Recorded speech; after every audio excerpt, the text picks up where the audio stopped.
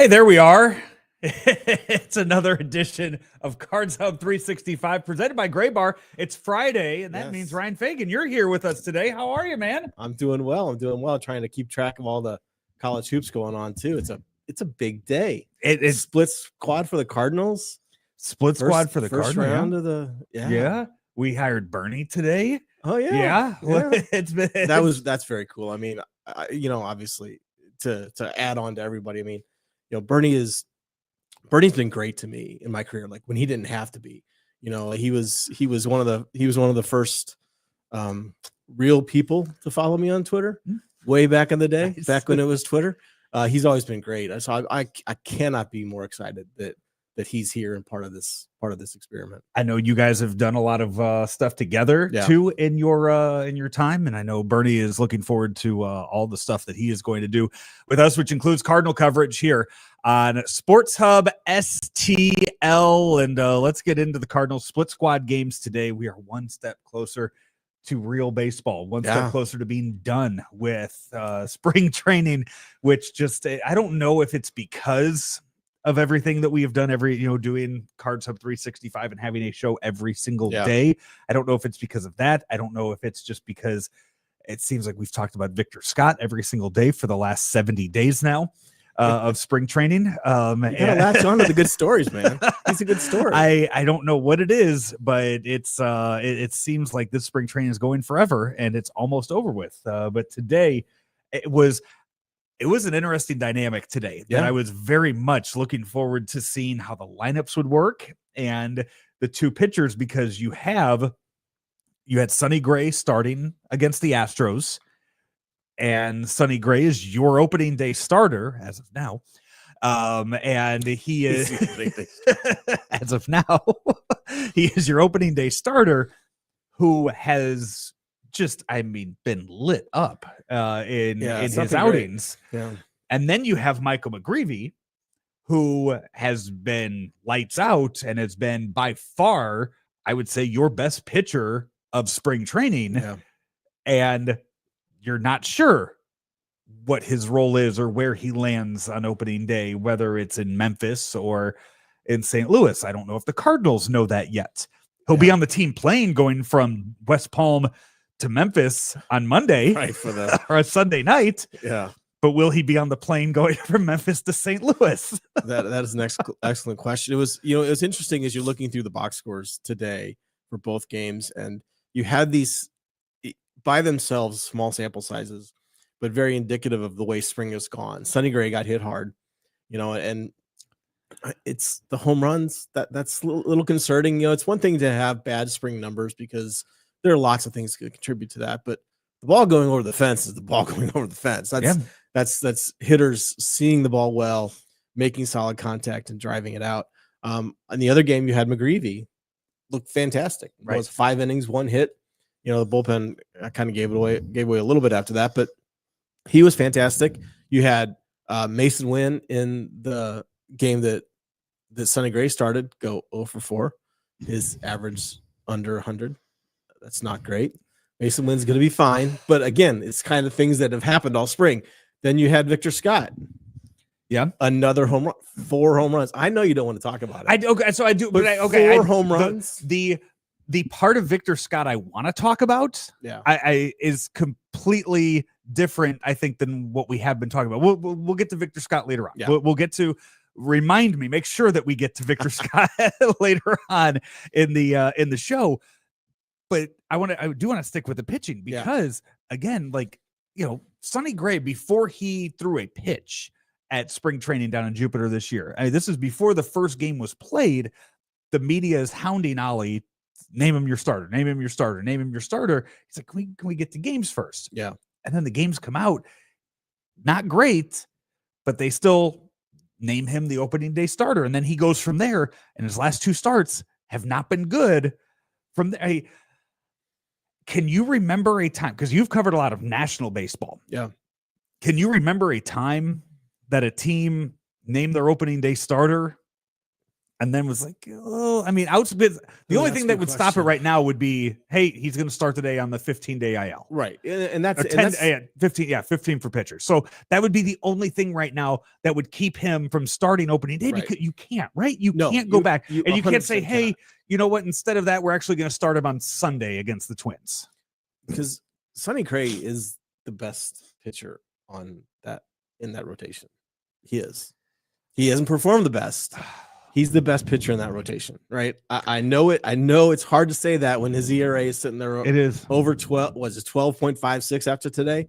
He's the best pitcher in that rotation. He's the guy with the track record. He deserves that opening day start 100%. And you're right. The only way he's not going to get that is if he, if we find out in the next couple of days that here's the reason he's struggling is because he has some sort of issue that they want to handle with a little stint on the IL.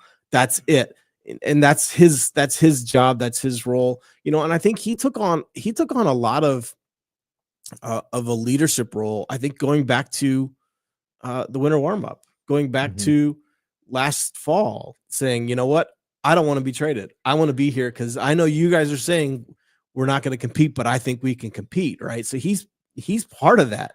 Like, he stepped into a bigger role in that arena than he had last year, because it's not just with the rotation, it's on the team, and that's the guy he's going to be. And you still feel like a guy like Sonny Gray has his margin for error in spring is much bigger than it is for a lot of players. I am feverishly scrolling Twitter now that both games are done. I know the clubhouse is open, but that's in Jupiter, so that's following. I haven't seen any. So that's so I don't. Which game would you have gone to cover today? It depends on in my role at Sporting News. If you were covering the Cardinals, if I was covering the Cardinals, yes, I would have gone to watch Sonny Gray pitch. Okay, yeah, and because it's interesting, because you want to know, like, you want to try to figure out, and if you're down there, and I haven't watched every pitch of every start, but that would lead into some of the analysis of it and what he's doing. But I mean, at this point, he's more interesting he's a bigger question than McGreevy at this point. And I say that still saying, yes, he is their best pitcher, their best starter. What's funny is interesting. There's nothing with McGreevy that you have to watch right now. I mean, McGreevy has gone out and he has done his job. The questions aren't for McGreevy. The questions aren't for, you're not going to him being like, hey, how do you think you should make it? Those questions are 100% on Mo and on Ollie right now of, hey, what's his role on this team? Where do you see him after this spring? Where does he best serve this team to win in 2025? If you're going to sit here and try to sell fans that they should come out and watch him, and this is a playoff team, a wild card team, Michael McGreevy needs to be up here pitching. Yeah. And I think, when you look at with guys like McGreevy and all the other young guys we've talked about over and over and over, it's not just 25, right? It's what sets him best up for 2026 and going on and on. And, I think a lot of times you see young pitchers who they'll talk about wanting to be careful with innings because they haven't thrown a lot. I mean, he threw, and I know Randy brought this up on the show this morning. I mean, he threw 150 innings at Memphis last year, and then another 20 something in the big. So he's not one of the guys that you have to like completely be careful with and handle with kid gloves all the way along. Because, if he takes this jump from 175 innings last year to 200, I mean, who throws 200 innings anymore, right? He's basically already got the stamina to be a workhorse in the major leagues, which is crazy to say because he threw 175 innings, but it's true. Right. And if you're limiting it, 175, the jump to 175 to 200 at that age, at this point in his career should be the jump. Like that is where that's what you want. Yeah. Right? That's projected. That's not. Yeah. So that's what you're hoping for out of him. That's what you would like him to get to at this point. So, and he also too, I mean, I'm looking, there was no Soto in the lineup for the Mets, no Lindor in the lineup for the Mets, but you still had in there, you still had Nimmo, you still had Marte, you still had Alonso in that lineup. So the Mets still put out a good lineup against him. And you kind of wonder too, how much the Cardinals are trying to be careful with young guys, because we've seen what has happened when they've given some young guys the green light from opening day. Victor Scott last year, Jordan Walker, guys have been brought up right away and said, here, you're going to play. And then they don't succeed. And none of those things have resolved themselves very well. Right. And I almost wonder if that's part of the hesitation, is maybe we don't put him in that spotlight. But I think it's different with a starting pitcher, because, whereas guys like Walker and Victor Scott, they're playing every day for the first week. Like if they have a bad first week, it's 40 at bats. If McGreevy has a bad first week, it's one game, and it may be a little easier to rebound from that. Katie Wu tweeted out this morning that Jose Fermin has made the opening day roster. That takes one bench spot. That takes, I think, probably the biggest question mark at bench spot. Yeah. I would believe by now, I would almost guarantee Victor Scott has one of those spots. Lucan Baker has one of those spots as a right-handed bat off the bench, and then Pedro Paje. Yeah. So those are your four bench. So I think the 13 position players are set. I think those are set in stone. Pitching wise, what? Yes. Yeah, I'm saying it. I'm saying they are set. On the other side, though, pitching, I wonder. Phil Maton has yet to appear in a game. He's done backfield stuff. We were told that he was ready to go when he was signed. Yeah. Does he start off the year not activated yet? I would think no. I would think you maybe see him pitch at some point, right? I mean, probably, yeah. And you could see him even might be doing like an extended spring type thing where they're not sending him directly to the minors, because that's different. So just to give him a little more work, see where he's at before. So does that open the door for a guy like McGreevy then? If you are sitting there, do you think they have the bullpen figured out? I mean, are there questions still in that bullpen? I don't think you play around with a guy like McGreevy in that temporary role. Like, I don't think you do that. I think you make your plan for Mike McGreevy and what you want him to be for the first month of the season. That has nothing to do with what anybody else in that bullpen or rotation. It doesn't matter what they're doing. You're going to have a plan for McGreevy, and this is what he's going to do. This is what you want to see out of him, and you communicate that very clearly, right? It's not, Phil Maton is an extended spring for a week and a half, so you're going to get a start, and then maybe go to Memphis, maybe do all these other things. And I think that's something that, that's what the Cardinals talked about this year. This year was going to be the year that they gave the players, these young guys, a chance to succeed, and that doesn't necessarily mean opening day. Right. I know you and I have gone back and forth on this, the opening day, and I'm sure you're happy to not hear me talk about that anymore, almost as much as you're happy to hear me not say it's spring training. Don't worry about the stats. Right. Yeah. We're past that. Yeah. Right. So you're thrilled about that, but yeah. I'm looking at, so 5 minutes ago, MLB.com put out an article with everyone's projected lineups and rotations for 2025, obviously using their own writers, which means they used John Denton for the Cardinals. I don't think there's been much change in what he put out from what he put out in previously, but he has Wynn, Contreras, Nootbaar, Arenado, Donovan, Herrera, Gorman, Walker, Scott as his, which I also think if you go to sportshubstl.com and you look at our entire Cardinal staff writing our projected Cardinal lineups, I don't think anybody has this as their projected Cardinal lineup either. There's so many different varieties. I literally had like 6 or 7 different options before. I sat down and I'm just sending it. I nailed mine. I typed mine out right away. In my head, I have talked many times how I am Burleson over Nootbaar, but I wrote it out saying, you know what? I know the Cardinals are not going to go Burleson over Nootbaar, so I put Nootbaar in my lineup, and I went with that. So that was my thinking behind how I went about the opening day roster for that. But he has Gray, Palante, Fetty, Matz, Michaelis as his rotation. He does not have McGreevy on there for opening day, saying Matz gets the nod over McGreevy.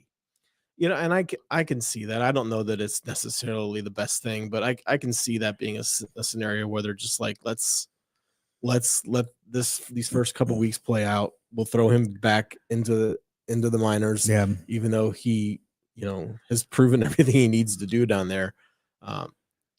I don't know. You look at that projected rotation, and like, who do you feel confident out of those 5 that's going to give you 30 starts? Fetty.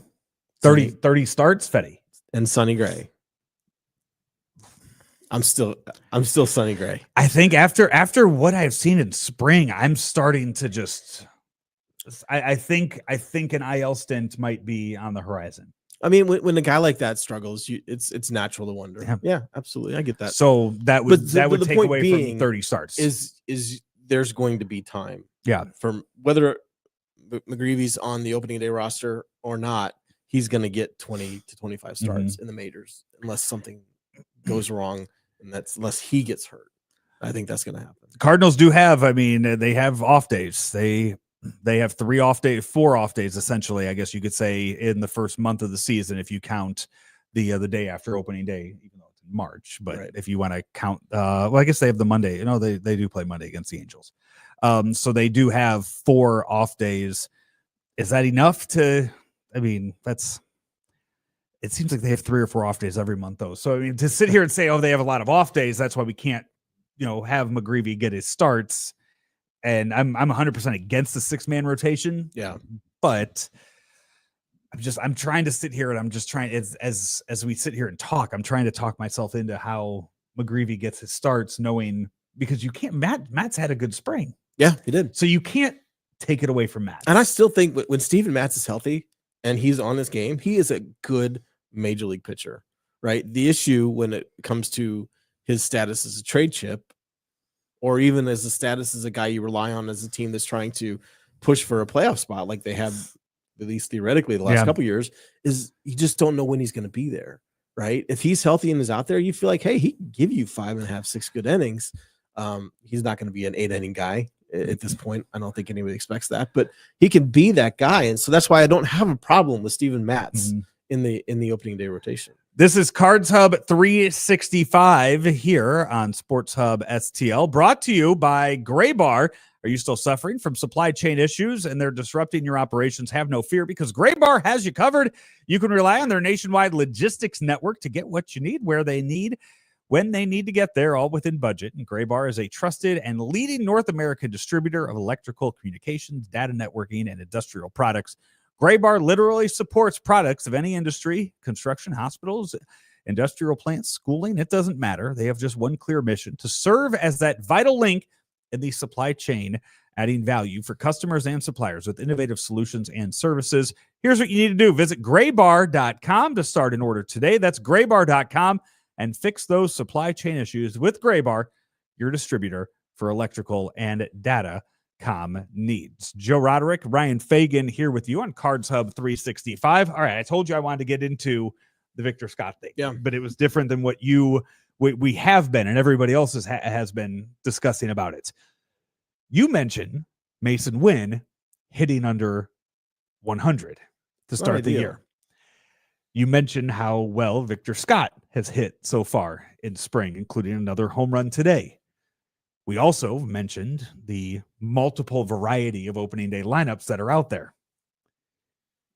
What chances do you think there are of Victor Scott hitting leadoff on Thursday and not Mason Wynn? I think the chance of somebody other than Mason Wynn being leadoff, that's possible. I doubt it's Victor Scott. Okay. I could see them then throw a new bar in the leadoff spot. Somebody that's going to have a higher on base percentage without putting Scott in that position, right? I think, I mentioned this earlier, like I think part of it, they're probably still a little bit wanting to be careful with Victor Scott after what happened last year, right? Because he was coming off a fantastic 23, right? Fantastic numbers in the minors. He did everything well. He got on base. He won the minor league Gold Glove. He had a great year, stole a gazillion bases. And then even after he got sent down last year, he didn't hit like he had the year before. And we talked about this the very first show you and I did. Like, Victor Scott was a man on a mission this offseason. He was a guy that was going to make sure his mental game was equal to or better than his physical game, right? He worked on all these things. So he is a different player. He's shown that this spring training, the way he's driving the ball. Bernie talked about that this morning. Last year, he hit 300, but he had one extra base hit. This year, he's got a couple of doubles. He's got a triple, a fourth home run. He is driving the baseball. He is a guy that could be a long-term solution in the leadoff spot. I think he has as many walks as he has strikeouts this year. I don't know that there's any reason to put him there now, right? You just kind of want to baby him the way you did with Mason Wynn last year, where exactly. even though Mason Wynn looked from day one like he was a leadoff guy, he still batted ninth for a good amount of the start of the season, right, before you put him up there. Now, I think, ideally you could look long term and say, hey, we got a good thing going. If it's Victor Scott 1 and Mason Wynn 2, that's a nice punch at the top of the lineup. That's a great 7-8 right now. Yeah, 6-7. Let them produce at the bottom of the order, right? Give them a chance to, and them. Going, Wynn is a righty, Scott is a lefty. That's a good little duo. And start at the season with them down in the bottom half of the order and let them at some point move up there and throw a Nootbaar. Even Donovan, and he never gets talked about as leadoff guy, but it's a guy who sees pitches, takes good at bats, guy who takes good at bats, make contact. There are a lot of teams that could do worse than Brendan Donovan in leadoff spot. So, I think like I said, they do want to be careful with him. I think he's proven he probably doesn't need that, but with the track record, I wouldn't be surprised to see that. And that's where Denton puts out the lineup with Contreras second. I think of the ones that we put out there, I think only one person might have had Contreras batting second in all the people that the Sports Hub contributors that put their lineups out there. So knowing that they would want to go left, right, I do think, it'd be who do they view as more of a leadoff guy between Nootbaar and Donovan? Right. Because one of those guys would be batting first, the other one would be batting third, because that's when you put Contreras 2, Arenado 4th, and that's then you have your top 4 left, right. When you look at skill sets, throwing aside which way they hit, it's probably Nootbaar and Donovan are your ideal 1-2, right? Yeah. But you're not going to go lefty, right? So that's where Contreras does make sense. Mm-hmm. Maybe you want him in more of a run producing spot, but this is not the old NL where pitchers hit, right? So if you're putting Wynn and Scott at the bottom half of that lineup, and then you've got Contreras at 2, it's essentially he's hitting cleanup, right? If they're hitting 8-9, something like that, I think so that makes sense, because it's only the first time around the order that he's not going to be in position to have 2 or 3 guys on base if he's hitting in the 2 spot. I think it actually makes a lot of sense. Again, I would have liked, that's a lot of questions going into to opening day with that just being now 6 days away for Cardinal opening day. One thing though, Ryan, that you can look at, so all 30 teams have announced their opening day starters in Major League Baseball. So they MLB tweeted that out earlier today, all 30 starters for the first games, including who's going to be starting for the Cubs and Dodgers. Those games have already been played, but real opening day is Thursday. Cubs 0-2 to start their season. But you look through all of this, and it's also kind of your first time to see what kind of matchups or what opponents you really looking forward to seeing, which matchups you're looking forward to seeing on opening day. Because Twins Cardinals doesn't do a whole lot. Outside of it, just although Pablo Lopez, he's one of those guys I love watching him. Yeah, he is fantastic. But it's still not one of those ones where you're looking. It's not Braves Padres, right? That's one you look at Braves Padres on opening day, and you're going, okay, that's a postseason matchup right here that we're getting on day one. When you look at that. I guess essentially Brewers Yankees. With the way the Brewers keep making the playoffs somehow year after year, that's one too. Literally never count the Brewers out. Right. I don't care what happened. Never count the Brewers away. Look, the Brewers could do whatever, have the worst offseason ever and still win between 84 and 89 games. Yeah, I'm pretty convinced of that right now. Hey, Guardians Royals is that's what I was looking at. Yeah, Tanner Bibby's he's a stud. Cole Reagans is gonna, when we look back in a couple years, the trade that brought him to Kansas City is going to be one of the steals of the decade. Like, he was fantastic. Brent Schaefer was talking about this last week. He was talking about when we were talking about what Phil Maton could do for the Cardinals, and he said trade deadline, send him away and get back a Cole Reagans type pitcher. I was like, is he comparing him to? No. It was how you could trade away a guy like that, a weapon like that, and end up getting a future Cole Reagans. And the Royals took a chance on Reagans because, he's had all sorts of injury issues. Right. I mean, it could have very easily been, he had another tweak to his elbow and he's gone. And you never heard about the trade again. But that's a possibility. I mean, there's so many. I mean, Skeens is throwing on opening day. But you get Tigers, Dodgers. You get Skubal facing that Dodger lineup. On day one, that's fun. So much fun. Just watching that one time through. And Ohtani going head to head. That opening batter, the bottom of the first. Skubal's first 3 batters of the of his Cy Young Award defending season, and he's going to be facing Ohtani, Betts, and Freeman in the first inning. That's fun. I think you look at that Giants-Reds game and Logan Webb and Hunter Green. I mean, those two. It would not surprise me at all if both those guys finished top 5 in the NL Cy Young. I've been saying I think I've been saying for years now that Hunter Green is my dark horse to win a Cy Young. And he's just he's got everything you could want out of a top of the rotation pitcher, out of a Cy Young type pitcher. He's got the stuff. He's got the fastball. I've talked to him on a couple occasions, not in depth, but in the Reds clubhouse, and just asking about kind of preparation and what he's done. And he just blows you away with the depth of knowledge this guy has, and the amount that he's studied other pitchers, studied himself, worked with all these different things. He's going to have a year where he puts up numbers that just make your jaw drop. Now, pitching in Cincinnati, in a ballpark that's very hitter friendly, that's going to temper it a little bit. But if he and Webb and Logan Webb both finish top 5, and we'll look back at this game like, oh, that was a heck of an opening day. As I already mentioned, they're making their second start of the season on opening day. Love it, man. So, that Tokyo series was a success, though, wasn't it? MLB put out a press release just talking about some of the numbers. The number was it 25 million people watching it? Yeah, it's ludicrous. You have the top 5 Japanese stars in that game in MLB right now, unless I don't think I'm missing one in another team somewhere. No, it's not. Those so I mean, you've got Yu Darvish and Kikuchi is throwing opening day for the Angels, and they're really good players. Yeah, but those are the 5. Darvish cracks in that top 5 over stars. Well, I thought you were talking overall players. Overall, yes, but I think as far as star power goes, I'd put him ahead of Suzuki.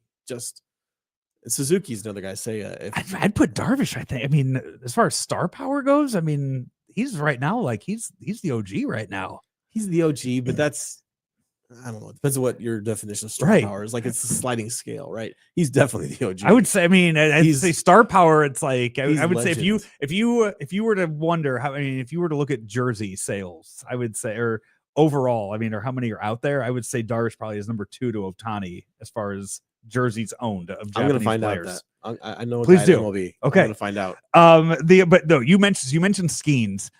Honestly, the opening day matchup to watch.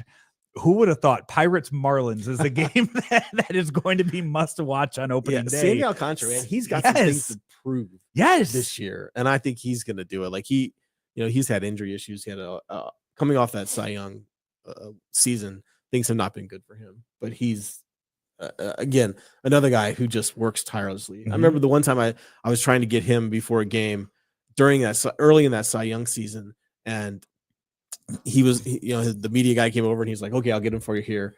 And Sandy came out. And he's like, give me a minute. He goes give me a minute. Comes back 5 minutes, 10 minutes later. And he's just dripping with sweat. He's like, all right, I got 5 minutes for you. Let's do this. And so it was just to see the work ethic. And it was the day after he pitched, or maybe 2 days before, something like that. Anyway, so he wasn't throwing that. Obviously, you talk to a guy the day he's throwing. But yeah, I mean, he's a guy that I think he could have another big year. I'm not saying he's going to win the Cy Young, but he's going to be more like his Cy Young year. And to have him going against, Skeens, we'll see about Paul Skeens, man. I mean, his stuff is never going to be nastier than it is right now. But as he learned a new pitch this offseason. So I'm not putting it past him. But as he understands how to better use these things he has, it's gonna be something to watch. It is. He's to that point. You're he's just please stay healthy. So you can watch this type of greatness. So earlier this morning, I'm talking to Claves and talking about just like the opening series, opening Cardinal, like the homestand. And this is how, and I'll circle around to that, but this is how like forgetful right now the Angels roster is. Cause I'm sitting there and I was like, there's nobody really on the Twins that I want to like get out to the ballpark and see.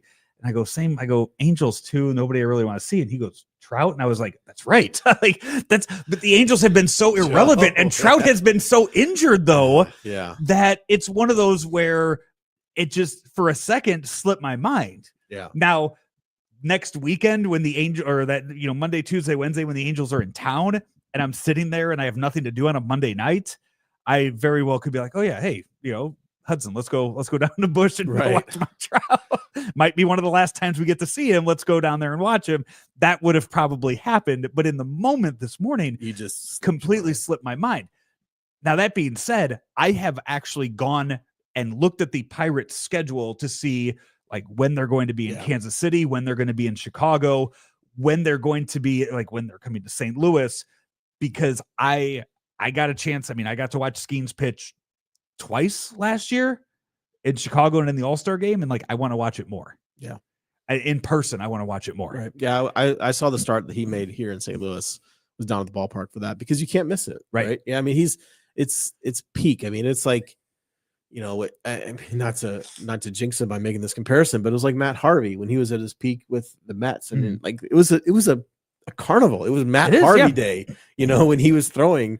That does. It happens often where that guy just gets on. Strasburg. Yes. That's another where it's that guy starting and it's I gotta watch this. Like, I mean, Scherzer, Verlander, like those type of guys, like those.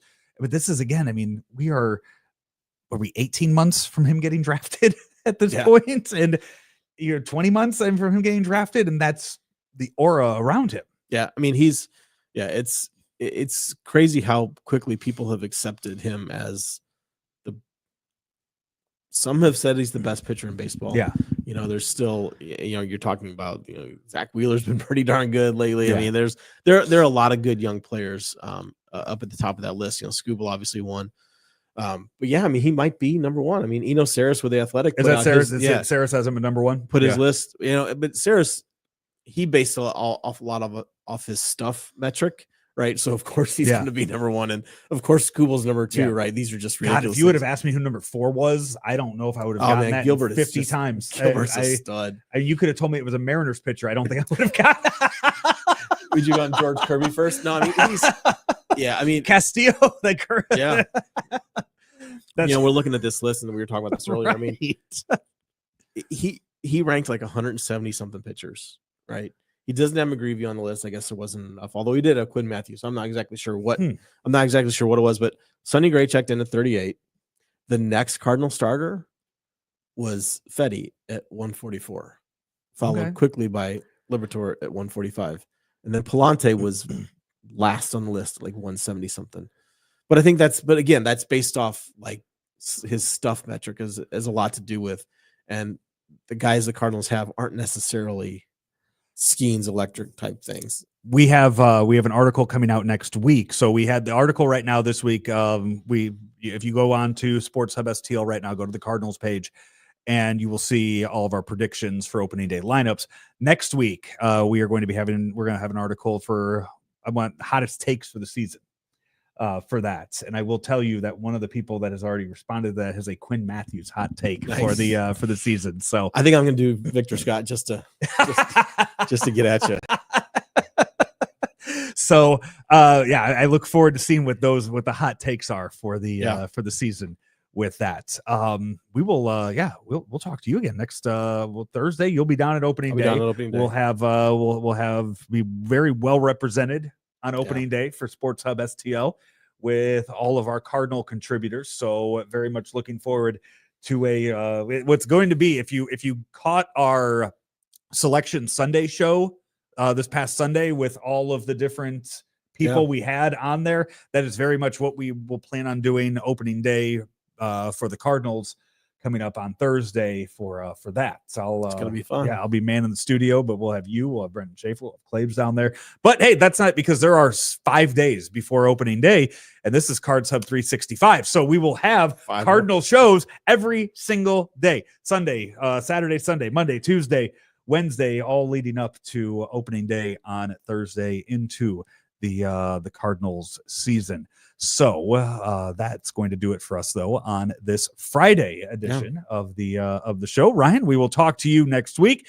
For everybody else out there, we'll see you tomorrow on another edition of Cards Hub 365, brought to you by Gray Bar right here on Sports Hub STL.